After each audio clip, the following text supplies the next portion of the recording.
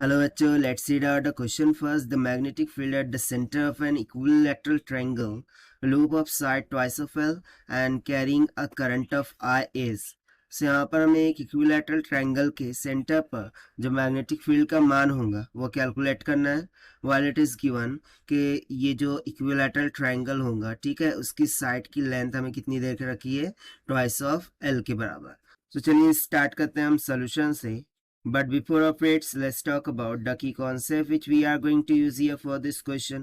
को किसी भी finite length of wire के लिए जो magnetic field का मान होता है that is given by the B is equals to mu naught into I divided by 4 pi into R के, जहाँ पर R perpendicular distance होता है from that point of center. Okay. सो बस इसी कॉन्सेप्ट का हम यहाँ पर यूज़ करेंगे. तो सबसे पहले तो यदि मैं यहाँ पर सेंटर को ड्रॉ करूँ, सो लेट सपोज कि इस तरीके से हम डैश लाइन यहाँ पर ड्रॉ कर देते हैं फ्रॉम द वर्टाइसेस, लेट से A, B and C. So basically यहाँ पर हमें क्या करना होगा, जैसे कि सेंटर पर मैग्नेटिक फील्ड का मान कैलकुलेट करना है इस ट्रायंगल के लिए. सो लेट सपोज के जो करंट है वो क्लॉकवाइज डायरेक्शन में फ्लो कर रहा है इस तरीके से, उसको हम मान लेते हैं आई अकॉर्डिंग टू क्वेश्चन. ठीक है. सो ये सेंटर पर जो मैग्नेटिक फील्ड होंगी वो एक तो ये दो वर्टाइसेस बी और सी, फिर ए बी और ए सी, इस तरीके से टोटल 3 पार्ट में डिवाइड हो जाएंगी.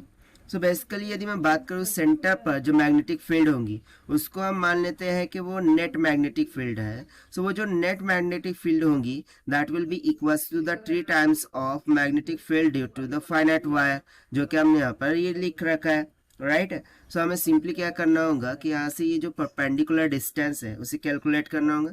सो लेट से ये परपेंडिकुलर डिस्टेंस कुछ आर के बराबर है. अगर complete length twice of L है, सो ये इतनी आधी लेंथ यदि मैं देखूं सो वो किसके बराबर हो जाएंगी, एल के बराबर हो जाएंगी. Right. While if you see that, so जैसे कि इक्विलैटरल ट्रायंगल है, सो ये जो कंप्लीट एंगल है, ठीक है, ये किसके बराबर होगा, 360 divided by 3 will be comes out 120. यानी कि ये जो हाफ एंगल है ये हो जाएगा 60 और ये वाला हाफ एंगल हो जाएगा 60. सो यहाँ पर हम फर्दर जो फॉर्मूला है उसको किस तरीके से ऐड कर देते हैं, sine of theta 1 plus sine of theta 2 से, जहाँ पर थीटा 1 थीटा 2 का मान के यहाँ पर क्या हो जाएगा, 60 डिग्री के बराबर. सो बस इसी कंसेप्ट का हम यहाँ पर देखिए यूज करेंगे. तो चलिए हम कैलकुलेट कर लेते हैं. तो यहाँ से हम बोलेंगे कि the net magnetic field at the centre of this equilateral triangle this will be equals to the 3 times of the magnetic field due to finite wire that is mu naught I divided by 4 pi into R. ठीक है, into R in bracket क्या हो जाएगा, sine of theta 1 plus sine of theta 2 के बराबर हो जाएगा ना. यदि मैं यहाँ पर आर का मान कैलकुलेट करूँ सो उसे हम कैसे कैलकुलेट कर सकते हैं. So R will be equals to, यदि मैं tan थीटा यूज करूँ, right, so tan of 60 degree ये किसके बराबर होगा, perpendicular upon adjacent. So perpendicular यहाँ पर क्या हो रखा है, L. ठीक है, tan ऑफ 60 के लिए परपेंडिकुलर अपॉन एडजेसेंट हो जाएगा R.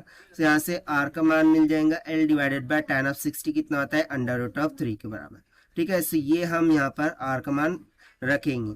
So this will be equals to 3 into क्या हो जाएगा, म्यू नॉट इंटू करंट क्या फ्लो हो रहा है, small I, divided by 4 pi into R हो जाएगा L divided by under root of 3 in bracket. इस देखिए थीटा 1 बोलिए या फिर थीटा 2 दोनों ही सेम है, दैट इज 60 डिग्री. सो इसको मैं directly 2 into sine of 60 degree इस तरीके से लिख सकता हूँ.